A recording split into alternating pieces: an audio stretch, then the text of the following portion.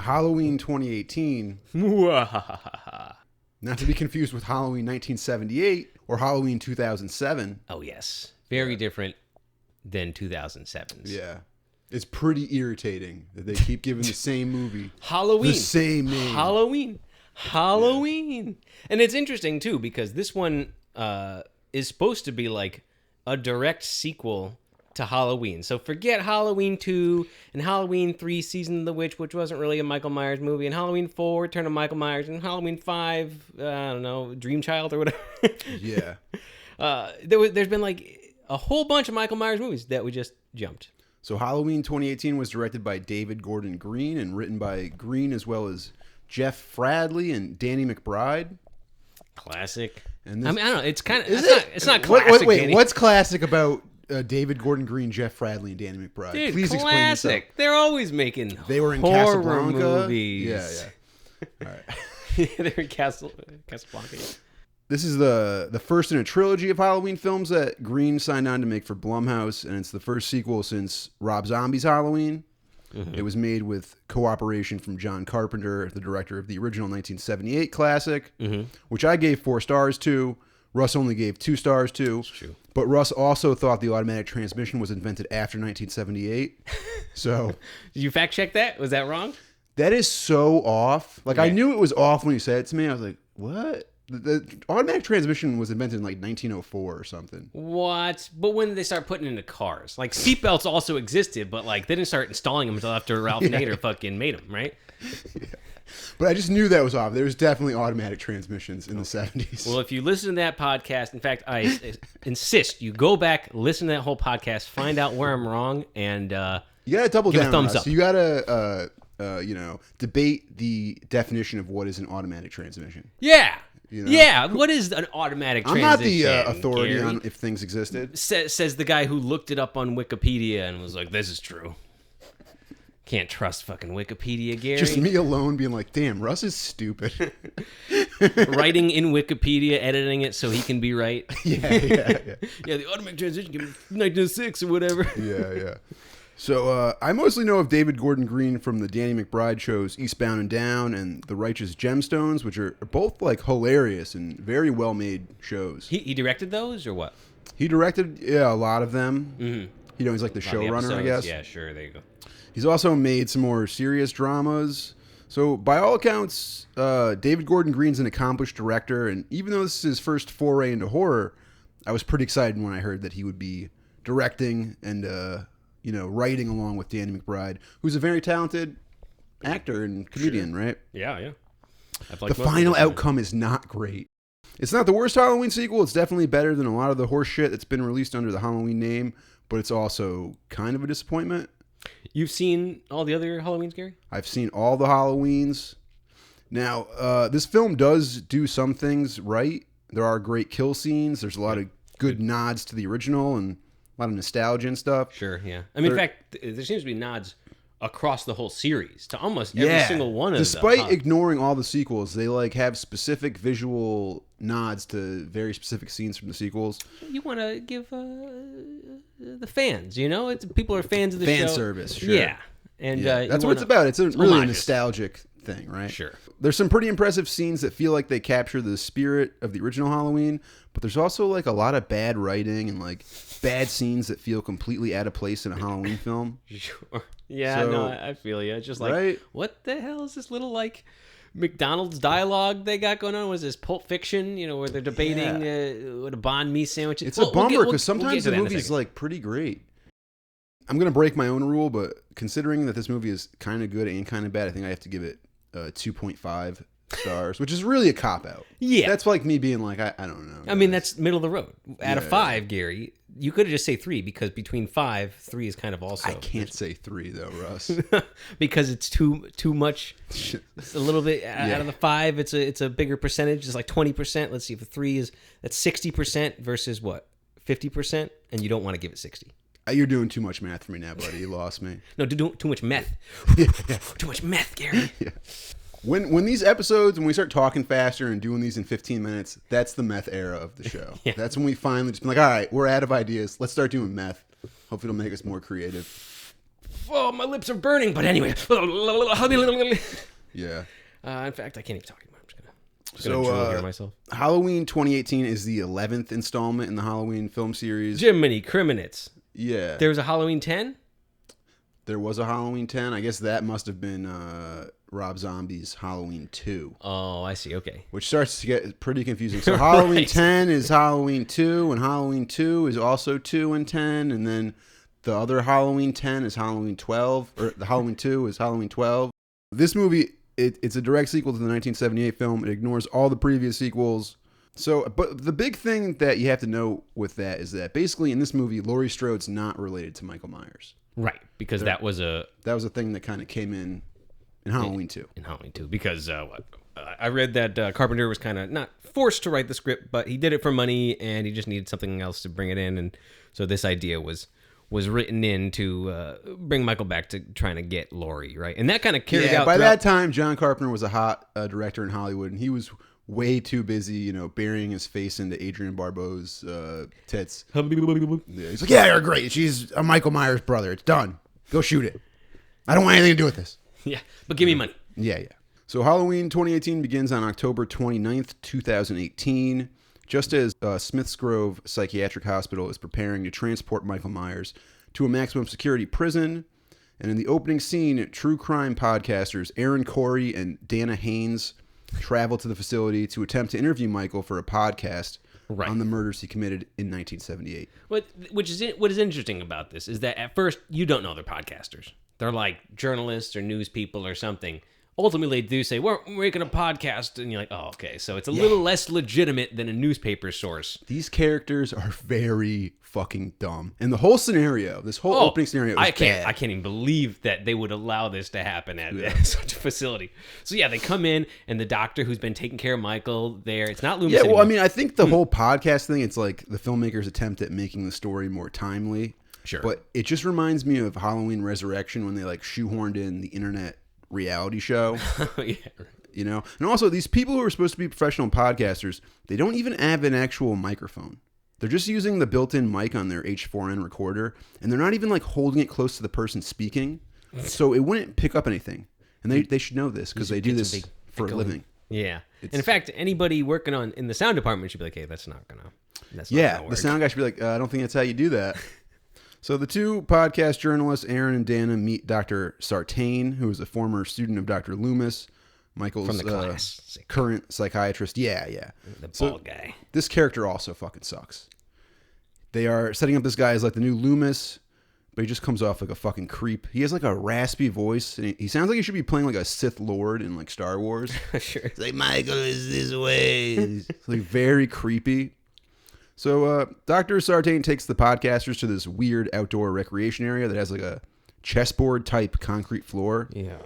It's kind of surreal, right? Yeah, it's very weird. If I had a bunch of psychopaths, I'd go crazy just standing in there, not psychotically. Yeah, well, he takes him out to this weird chessboard thing, and there's like this old gray Michael Myers, and he's chained to a weight, and all the various mental patients are chained to weights, and they have like a marked perimeter, but the mark is a square, which doesn't really make any sense, right? If he's on a chain, it's a circle. He would have, his perimeter would be a circle. Yeah, Am I but correct? It's easier to draw a square on a bunch of checkers than it is to draw a circle on a bunch of checkers. Or it's like a with, some cinematography thing, like it looks cool as squares. Sure. Right? Sure.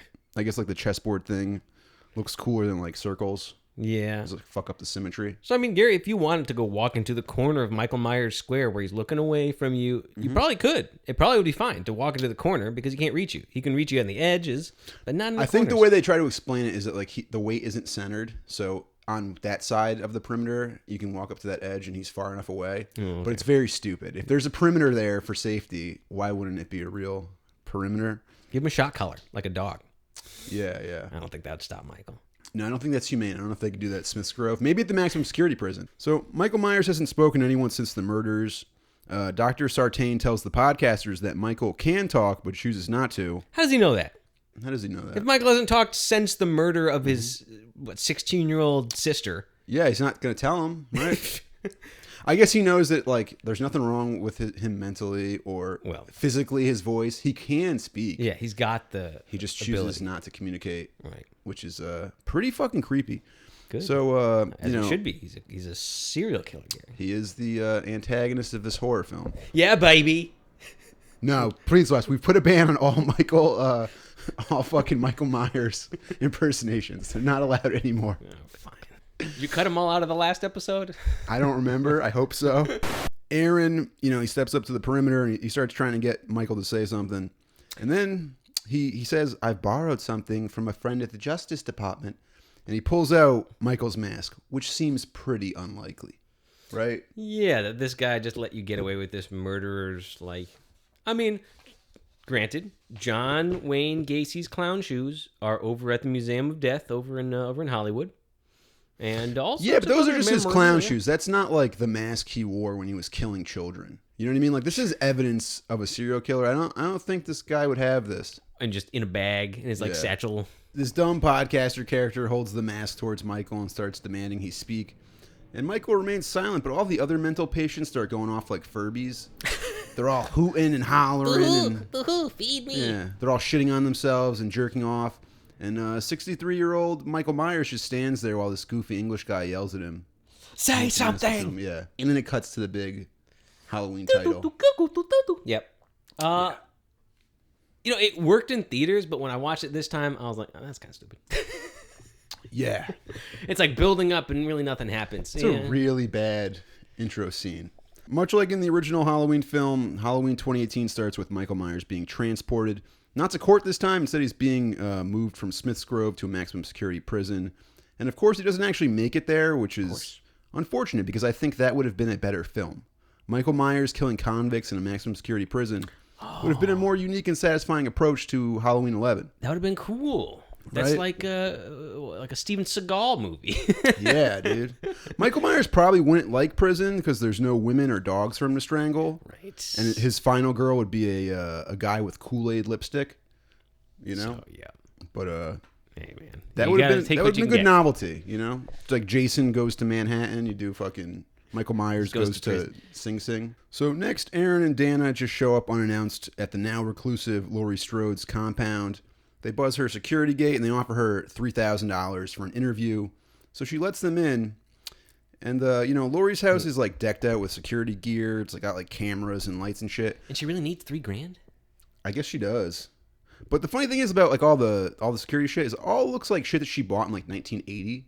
Right. As soon as the killing was over, she's like, oh, exactly. Shit, I got to get these. Exactly. Which is the main problem with home security systems. You can buy like top of the line stuff, but it's still going to be completely antiquated in like 10 years. Right. That's how you got to go with like classic just booby traps, Well, it's like pin. a security gate.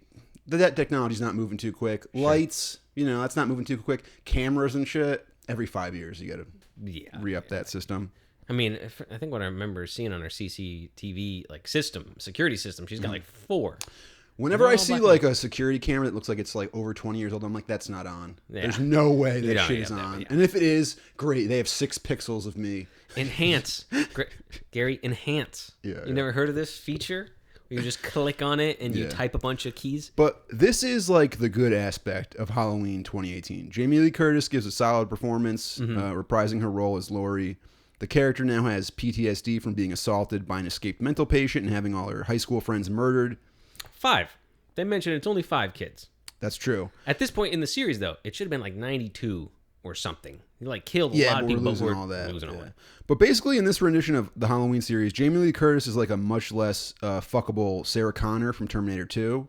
Okay. She survives being attacked by this evil force of nature, and it's left her like paranoid. She's a doomsday prepper now. She's got a fucking panic room. Pretty much every cliche that you could think of. She bought buckets of freeze-dried Patriot food from Infowars.com. She's desperate not to be a victim again. She's hoarding toilet paper. Yeah, for sure. And like this aspect of the movie I like. This is a good idea. So this is a pretty good take on Laurie and a great angle for a Halloween sequel. But you have to suspend disbelief and not ask yourself, why does Laurie still live in Haddonfield? I get that she's fortified her home and learned how to shoot guns and stuff, but why not move to the other side of the country? Somewhere else. Move to Spain? Yeah. It's pretty unlikely that Michael Myers is going to steal a car and drive to Barcelona. Right? So if you're really that fucking worried about it. I don't know. He might. Yeah. This guy's crazy. Laurie's issues have also deteriorated her relationship with her daughter, who was taken away by Child Protective Services when she was 12 because her mother was training her like a child soldier, breaking her down psychologically, making her snort gunpowder and learn jiu-jitsu. All this just on the off chance that Michael Myers might once again escape and come after her. It's not a terrible idea. Like, this is probably the good part of the movie. That makes sense. Yeah. The problem is they kind of overcomplicate the plot by having all these extra characters like Laurie's daughter and then Laurie's granddaughter and like all these teenage characters they try to work into it. It's way too many characters and like plot lines crammed in. Yeah. And the dad is played by Toby Huss, and he's like very silly. Oh, what a silly dad. And in fact, I think his name is Lonnie, right? Is his name Lonnie in the I think his movie? name is Lonnie, and I'm pretty sure in Halloween 1, Lonnie's one of the kids that Dr. Loomis scares on the front of the Michael Myers house. He's like, Lonnie, Oh, wow, you I got a didn't even small catch dick or that. whatever. Yeah. And the kid's like, no, runs away. Yeah, he played Big Mike on Reno 911. He's like a crackhead, and like he's just so goofy. Feels so out of place in this fucking movie. He really does. He's like just a comic relief character. Yeah, it's like they used to have. It's probably this serious like exploitation movie, and then he's just like playing with a yo-yo in the corner and making jokes. Making jokes about doing ass peyote or something. And he's like a great actor. It's just, I don't know, feels really out of place. And there's a lot of like out of place comedic scenes in this movie that do not fit at all. It's kind of weird. Yeah, so there's a scene where Laurie shows up to her daughter Allison's congratulatory dinner, and this is just a plain badly written and awkward scene. It feels like maybe it's edited together strangely or something. Mm-hmm. Also, I heard that this movie cut a lot of the storylines with Allison and her Kenny G looking boyfriend. So this dinner scene could have been like a reshoot to make things kind of stitch things together. Sure, yeah. Yeah, but this scene, it did kind of feel forced. Laurie has like this mental breakdown or something. I don't know. Also, there's like this weird thing going on with this movie where like some scenes literally feel like they were directed by John Carpenter. Like they really match the aesthetic of Halloween. And then other scenes feel like there's something from a David Gordon Green movie. It's like tons of close-ups. Like just way too many close-ups, and that's not how Halloween. You know what I mean? John Carpenter is like very much wide shots and a lot of POV. That was actually something. And this movie does sometimes really nail it, and then other times way off. Forget the mark. that. Yeah. I also noticed that a lot of Halloween scares, the original. I say Halloween because it's the same damn movie. Yeah. Halloween, the original, 78. A lot of the tension came from there's a guy watching me. I didn't feel like Michael could be anywhere in this movie, but he didn't feel like he was everywhere in this movie. Yeah. Whereas in the original, it's like, dude, he's hiding in every fucking corner. And anytime I walk down the street, he's probably following me. But this time, it didn't necessarily feel like that. Yeah, this movie just does not have the atmosphere of the original. Mm-hmm. So I think this movie would have been much stronger if it focused on Laurie Strode and Michael Myers. Maybe at first the filmmakers thought there needed to be teenage characters like the original Halloween, but the scenes with the teenage characters are pretty boring. The teenagers are probably one of my least favorite parts of this movie, aside from the creepy psychiatrist and the fucking retarded podcast couple. Okay. And then the teens go to some like costume party, and Allison catches her boyfriend kissing another girl. Ooh, at the school. Yeah. And it's because he's drunk, Gary. It's because he's drunk, and And, you kiss other people when you're drunk. I guess so. And then you get mad at your girlfriend. I mean, the girl he's kissing does look pretty hot. She's a babe. Yeah. I'm going to say that assuming that she's an older woman playing a high school student and not an actual child. High school, yeah. Which I always assume. So if I say something, assume, you can assume that I'm not a pedophile. Yeah, no. I mean, the movie starts with... Hebephile, I'm sorry. Yeah. Well, the original starts with a 16-year-old getting stabbed in the breasts. Yeah, and but she's 18, right? She's not 16. Yeah. That would be illegal. This is a John Carpenter film, not a Bryan Singer movie, Russ. So after she catches her boyfriend kissing another girl, she has her friend walk her home, and he tries to make out with her before they are attacked by Michael Myers. The fat kid who tries to kiss Allison before being impaled on a fence by Michael Myers looks like a mad scientist combined Jack Black and Rocky Dennis from Mask. Sure. I'm saying that he's fat and ugly. Right. Yeah. He's not quite the guy with the teeth from Stranger Things. This kid's head shape is fucking ridiculous. He looks like Jason Voorhees if like he didn't have to wear a hockey mask. Like if his face was just in that shape. Just all bumpity and weird oblong. So obviously the girl doesn't want to kiss him. Right. Yeah. So, much like in the original Halloween, Michael is said to be transported on the night of October 30th. And of course, it's probably safe to assume that he is going to escape. Right. But the way the filmmaker set up this scene is kind of strange. So, the scene of Michael Myers escaping, it starts off with a scene of a dad and a son driving home from a hunting trip. And the kid is telling the dad that he doesn't mind hunting with him, but he misses dance class on weekdays. And his hick dad is like, oh yeah, you really like dancing? And the kid says something like, yeah, Dad, dancing really has my heart right now. And like, I'm not sure if this is supposed to be a joke or if they're trying to do like a heartwarming father-son scene. I think they're just making a weird little, like we said, like a comedy scene. Just kind of, is it supposed to be comedic? I don't know. Well, I mean, it's this old dude and his son who prefers to dance over hunt. That's funny. It's very strange. And then they pull up to these mental patients wandering around in the dark, and the bus is on their shoulders. So the dad gets out to see what's going on, which is a fucking terrible idea. There's dozens of prisoners. What the fuck are you going to do? My theory is he senses that his kid is about to come out of the closet, and it's just an awkward conversation. He just doesn't want to do. He's like, all right, I'm gonna go talk to these mental patients, and he just like runs out of the car to his death. He'd rather die than deal with the awkwardness. Strangle me. One of you. Please help. I love my gay son, but I can't deal with this right now. He just can't handle the complex emotions that come with this conversation. Right. I mean, dude, that's gotta be Not tough. that there's anything wrong with that. No. I think this kid should get to go to dance class and get rammed out by all the other boys or whatever he wants to do. You know, you don't have to be gay to like dance, Gary. That's true. But it doesn't hurt. So, you know, of course the dad doesn't come back, so the kid gets out with his hunting rifle, and he finds a half-dead cop, and then he goes on the bus and accidentally shoots Dr. Sartain. But granted, Sartain fucking jumps out and says, "Don't shoot!" Fucking jump scares this kid. Of course I'm gonna this kid's gonna shoot. Yeah. Kid's already freaked out. And then finally the kid runs back to the truck and he tries to take off, and then Michael Myers grabs him and kills him, which is pretty intense. Like, Michael Myers, he murders this LGBT youth. He just strangles the little fucker like he was Chris Benoit. And then, it's just like pretty heavy. This version of Michael Myers will just kill a kid. I guess he's not really a kid. He's like maybe 11 or something. I mean, so far, Michael's only killed 16-year-olds. He's got to go younger. Yeah. Usually Michael kind of leaves the kids alone. He just goes for the teens. Teens, right. Because they got pubes. You can kill somebody if they got pubes. They're basically an adult. Pubes. Yeah, he doesn't like pubes. Yeah. He doesn't like pubes because he has to wear a onesie, and he often zips up his pubes. Oof. So he's always shaved. I understand now. You know? No wonder he's pissed off. But you got to give this movie credit for not skimping on the violence. Yeah, dude, this is the first movie where they kill a kid.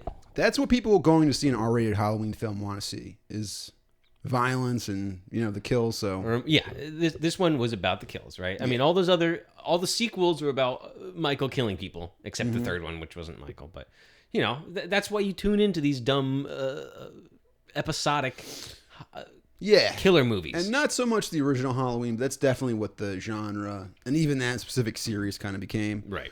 So, now Michael's out on the loose, and there's a scene where the podcast people go to Judith Meyer's grave. And now, for some reason, they are recording audio of themselves talking at the grave. I'm not sure what the point of that is. Oh, so, so people can tell you're at the grave. Yeah. Like, hey, we're actually at the graveyard. What are you recording audio of the grave? Like, what the fuck? I mean, Gary, that's why we're here at a graveyard right now. Yeah, that's why we're recording in a graveyard. Yeah. Well, we always record this podcast in a cemetery because we're goth kids. Yeah, dude. And it's the only place we feel comfortable. It's the only place for people like me. So Michael Myers is there watching from a distance. Nobody notices his dead-eyed creep in his all-white, asylum uniform. Probably a fucking load of shit in his pants, just standing there like drooling. Yeah. And just, no, it's fine. I think the woman almost sees him. Yeah, yeah. She sees a tree. And she's, hey. Yeah, yeah. In the scene ends, Yeah. So Aaron and Dana, the podcast people, they stop at a gas station, and Michael Myers is already there. He's in the garage murdering a mechanic. And actually, this station is an exact replica of one that appears in another Halloween 4. Movie. Yeah. Awesome. And so this is how the movie explains him getting his trademarked blue jumpsuit. And despite really hating these podcaster characters and the kind of the movie so far, it does pick up here. Right. Right. Yep. Pretty good scene when Michael goes into the bathroom while the British chick is on the toilet. You know, he's like checking each stall, and she's not sure if it's someone checking to take a shit or if it's, Michael. Right. And then he reaches over and he drops a fistful of like bloody teeth, which I thought was kind of out of character for Michael Myers. Yeah, he ripped a bunch of people's teeth out? Was he a dentist? Yeah, it's just a little bit too dramatic for Michael Myers. He should just go for the kill. It's like, you think he'd drop a severed head? He wouldn't freak I out think like he that. would just kill someone. I don't think he'd just have time for the theatrics. Right. And they do that a bunch of times in this movie where like he's setting up displays and it's a little bit much. Yeah, did he? I mean, he did put the people in the closet in the first one. Yeah, but that was more like he's collecting them for himself. Sure. This is like, ooh, I'm going to spook people with my weird display. Right. I haven't talked in 40 years, but I'm going to set up this haunted house exhibit. It's a little stupid. So Michael kills both of the podcasters and he gets the mask back from the car. So now he's got the... Michael smashes these two people. Yeah. It's pretty disturbing because like the guy is kind of left alive while he's choking the woman. Right. So it feels he's like bleeding out of his head. Even more horrific of a scenario. So Michael's all suited up and he's murdering people in Haddonfield.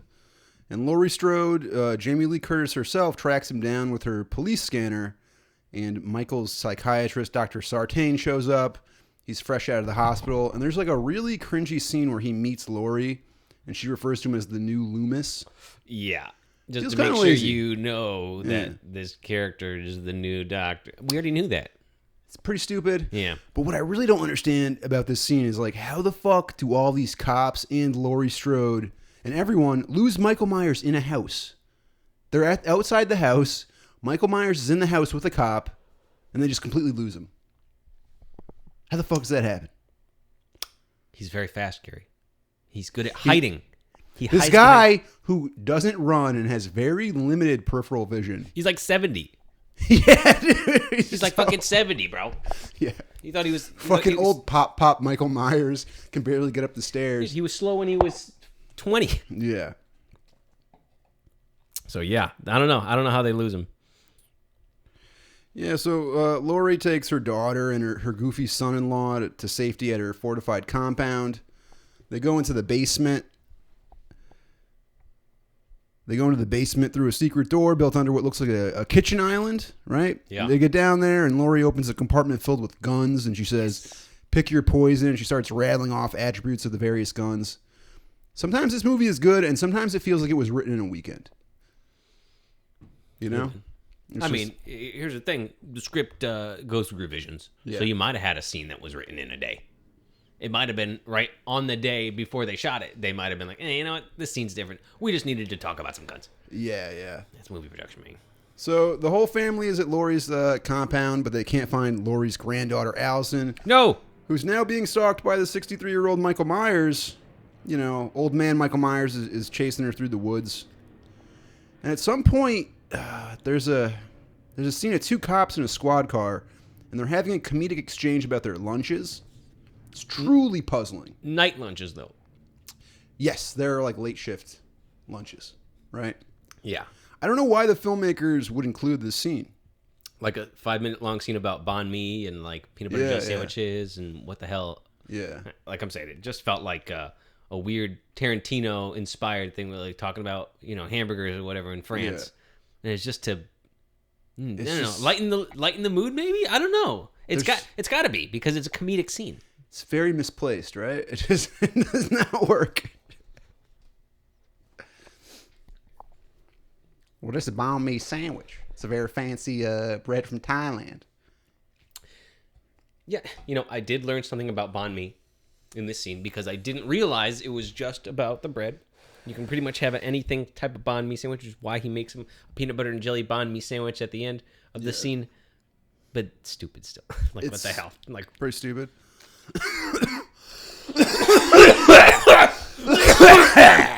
It's just good to know that we're better at recording sound than the professional podcasters in Halloween 2018. Because we actually have mics. Right. You know? So the police officer played by Will Patton finds Allison. So now she's seemingly safe in the police car with Deputy Hawkins and Dr. Sartain, who's also riding along. when suddenly they spot Michael Myers. So Finally. Hawkins charges and hits Michael head on with his police car, which seems like it wouldn't be the way a police officer would deal with something like this. Right. But on the other hand, he does have experience with Michael Myers from the 70s, so that kind of makes sense, right? I was thinking it was actually... He knows bullets aren't going to stop this guy. Right. I was thinking it was that cop's daughter I thought it was the cop from the first one whose daughter was murdered. Was coming back, was this guy, but I don't think it was. I think he's just another cop in the first one. At first I thought that, but I think... Yeah, I don't know. I should have done more research. No, it's all right. I think he's that's in right. the first one somehow. Is he? Yeah. He was a first responder or something. He's I think a cop they say. in the first one. Blah blah blah. He's fucking got to be 87 now. So they lose Michael in a house, but when they're just driving around the neighborhood, they spot him. Just walking slowly in the street so they can hit him with their car. Yep. I think he was on the sidewalk, but it doesn't matter. Just old man Michael Myers, plain as day. They hit him with the car. And, when they hit him with the car... hold on. When they hit him with the car, I was half expecting, it's going to be a case of mistaken identity type thing. Like, they're going to get out and pull the mask off, and it's going to be, uh-oh, it's just a kid in a costume. Uh-oh, that would have been bad. know? Yeah, that would have been good. That's not what happens. But what happens is much dumber. And this is a big spoiler. So if you're trying to avoid spoilers for this movie, you should probably stop here or, fucking watch movies within 3 years of when they come out, you fucking asshole. Yeah, get with the times. Yeah. So, what happens here is there's a bizarre third act twist. Deputy Hawkins and the doctor get out of the car and they run up to Michael. And right away the doctor's like, "Oh, don't kill him." That doesn't sound like he sounds like, "Don't kill him. The state says you can't kill him." Right. Which is pretty infuriating because this big fucking mongoloid is strangling, hot girls all over the place. Ruining it for everybody. He's ruining the ratio of Haddonfield in general. Yeah. That's why everyone's so pissed off. In the 80s, only the fat girls from Haddonfield High School were left because Michael Myers killed all the hot ones. So everybody had to fuck all the fat girls. And now they don't want that shit to happen again. Not to their daughters and their sons. It's a tough place to grow up, Haddonfield. So they get out of the car and Dr. Sartain's trying to protect Michael.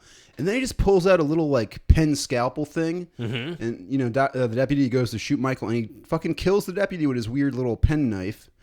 And then he puts on the Michael Myers mask and starts dancing jerking around. off. Yeah, fucking tucks his cock in like Buffalo Bill. And fuck me.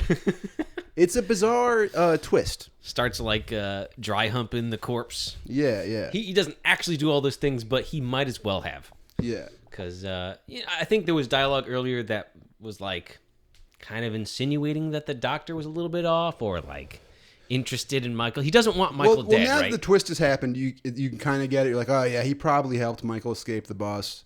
He probably let the podcasters talk to Michael because he's trying to provoke him. Right, exactly. I think that's why he let the guy pull the mask and let the guy be like, "Tell me about the murders." Yeah. Because he wanted Michael to snap and break that guy's neck and pull out all his teeth and run away from the hospital. Yeah. So, big twist with the psychiatrist. Dr. Sartain is crazy, wants to keep Michael alive so he can study him. He drags the unconscious Michael into the back of the cop car with Allison, who's stuck back there in the back seat. Yeah. This is a pretty scary scenario. Yeah, and at first I'm thinking, okay, I really don't like this. It doesn't make a lot of sense, but they must be going somewhere with this twist. They must have a great idea to make this work. Nope. Michael Myers regains consciousness and immediately murders Dr. Sartain. Well, he even gives him a Toxic Avenger style head stomp. Yes. Yeah. He blasts this guy's head. And the doctor's final words are, just say something or something like that. He just wants... It's a bold move to have a big twist only to immediately kill the character. And then it's completely inconsequential. It's twist on a twist, Gary. Yeah. So the whole twist is done away with as soon as it happens. It might as well not have happened at all. Well, in this case, Michael does get control of the cop car, though. Okay. Right. So he smashes the doctor by kicking. He doesn't murder I think he runs after the girl. He doesn't get the cop car. Oh? Yeah, he runs after Allison. And then she's in the woods. And then he runs to the house. He follows her to her grandmother's house. The whole twist is done away with really quick, and all the scenes with Allison are also fucking unnecessary. Right. And then now we're at the ending of the film, and in the conclusion of the film, Michael shows up to Laurie's compound. He kills the daughter's goofy husband, and he faces off with Laurie. Well, you didn't mention Michael's little like the dad leaves the compound because there's a cop car outside, and he kind of sees like a jack-o'-lantern or something through the tinted windows. And when he rolls down or opens the door, he sees there's a dead cop and one in the driver's seat. Mm-hmm. So I was under the impression that Michael had driven this car here with two dead cops. No, the cop was there. That was already there, protecting Laurie, and he goes right. after that talk. That makes more sense. Allison yet? I gotta make fart jokes and and play with my yo-yo and then also the jack-o'-lantern in the car was actually a dude's face on a flashlight that Michael had cut off. Yeah, had taken the time to slice this dude's face. I mean, it was a hack job, so I guess he probably did it fast. But why? I don't like that element. Of why? The movie. It's his trophies. He's like it's not. It's like he's trying to scare. It's just like Halloween he wouldn't displays. Do that. Yeah, he's just supposed to be pure evil. He just goes and kills. Like it's silly. I don't know, setting someone up to see like someone's severed face on a flashlight. So you'd think, hey, it's a jack-o'-lantern, but it's not, and then you get stabbed. That's pretty evil, Gary. I guess so. Stabbed with your yo-yo. Yeah, you just play with your yo-yo, make fart jokes, do peyote, and this guy comes over and stabs you and makes you watch some cops be dead. Brutal. Probably steals your whoopee cushion. No, son of a bitch. And your kazoo collection? Yeah. Fuck. So, how many years it took that dad to put together that collection? After the goofy dad gets it, Laurie faces off with Michael in the house. And some of that stuff is actually pretty cool, right? Like, there's a scene where he fucking grabs her through the door and, like, manhandles her against the door. And starts smashing her. Yeah, it looks fucking dope. And then she, like, blows off part of his hand with a shotgun. Yep. Sweet. And then, they're going around the house. They go up and down. Her daughter's in the basement. Mm-hmm. There's a lot of up and down, and they do a nod to the original. Well, first Laurie's daughter and granddaughter go into the basement, and then Michael rips off the door, right? And the daughter pretends like she's scared and she's crying, but it's just a ploy, and she shoots Michael. But of course, we all know bullets don't work on Michael Myers. So then Laurie reappears, and it's like a nod to the original where Michael appeared out of the darkness to attack Laurie, but it's Laurie appearing out of the darkness to attack Michael. And then, the Strode women lure Michael into the basement, which has a trap door, and they set the house on fire, which is all part of the plan, the crazy plan that Laurie beat into her daughter as a child. Right. So the movie ends with the burning basement, and you can hear Michael breathing. Just kind of dumb, but yeah, it's all right, whatever. Yeah, it's not great, but it's a satisfactory effort. I was under the impression when I saw this movie in theaters that it was supposed to be the last one. And so it should have been the last one. I don't see why they could. Here's the thing, too. You can kill Michael Myers. Like, kill him. It doesn't matter. When he comes back in the next one, I'm going to accept it. Yeah. Fucking just show him dead. That would give me a satisfactory close on this movie. I'd be like, fuck yeah, we finally got him. When he's back in the next, I don't care. Like, that's fine. That's why I tuned in this movie, to see him kill and get killed. Yeah, I don't know how I feel about that. Because, like, at one point, they're kind of matching the tone of the first by having it be open-ended. Sure. Which is also just a last-minute addition to the first one, because that was the trend at the time. Right. So it's like, that's what people kind of expect. But also, like, yeah, they should not be making 3 of these. This director, he could barely get through one. Like, don't make any more. And guess what? They went downhill from here. More kills? In the sequel? Yeah. I don't remember. I just remember Halloween Kills being so bad that I just sat there angry watching it, wondering why. Did you pay for it? Whoa. Maybe. No, I think it was on HBO or some shit. Okay, well, there you go. This one, right? If you're looking for a new Halloween movie to watch, this one's pretty good. It's probably the best sequel after Halloween 2 from 1980. Mm-hmm. So, I mean, I haven't seen it, but sure. Yeah. I mean, yeah, I think coming off of watching the Halloween 78 and jumping into Halloween 2018, which forgets all the sequels, which is fine because I haven't seen them. Yeah. It worked. It wasn't a bad direct sequel.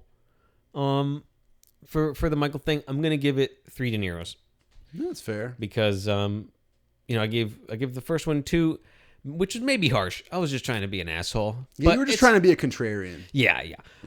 Because it was kind of boring. This one, at least, I mean, it had some weird scenes, but at no point was I like, When's something it's going to a bummer. happen? Some of the weirder stuff is kind of a bummer because some of this movie was kind of great. Mm-hmm. And some of the kills were great. There were some scenes that had great suspense. Sure. And then there were scenes where like suspense just wasn't even considered. Right. It was really not shot like a Halloween movie.